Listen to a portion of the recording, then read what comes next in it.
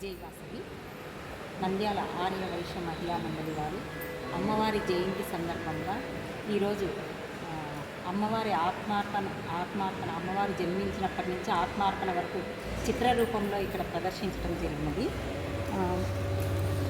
మన ఆర్య వైశ్యులు మహాగిరి పట్టణం నుంచి శంభు శ్రేష్ఠి సోమకాంతుడు మన భూలోకానికి 714 గోత్రాల వైశ్యులతో ఇక్కడికి భూలోకానికి వచ్చేసారండి. వీళ్ళందరూ 714 గోత్ర వైశ్యులు మన పెనుగొండ ప్రాంతంకు వచ్చి అక్కడ పూర్వ వైభవము ఎలా ఉండేదో చూడండి. పల్లెటూరులో పచ్చని వాతావరణము, టెంపులు,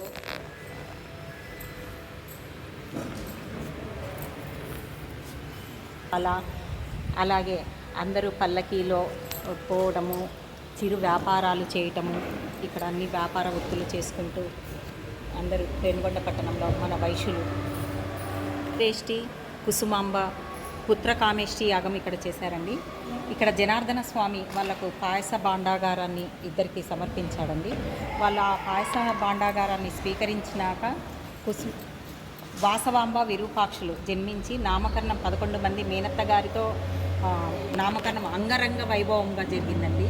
అలాగే మన వాసవి మాత సకల విద్యా పారంగతురాలు, 16 కళలను ఎంతో అవలీలగా నేర్చుకొని అన్ని విద్యలలో ఆరితేరిందండి మన వాసవాంబ. మన వాసవి మాత ప్రతిరోజు నగరేశ్వర స్వామి గుడికి వెళ్ళి అక్కడ స్వామిని దర్శనం చేసుకొని పూజ చేస్తూ వచ్చేదండి. పెనుగొండకు విష్ణువర్ధన మహారాజు వించేసినప్పుడు మన వాసవి మాతతో హారతి ఇప్పిస్తున్నారండి. ఇక్కడ విష్ణువర్ధన రాజు అమ్మవారిని మోహించి పెనుగొండ మీద దండయాత్రకు వచ్చాడండి. పెనుగొండ మీద దండయాత్రకు వచ్చినప్పుడు మన కుసుమశ్రేష్ఠి వీళ్ళంతా బాలనగర్ల రహస్య సమావేశం జరిగిందండి.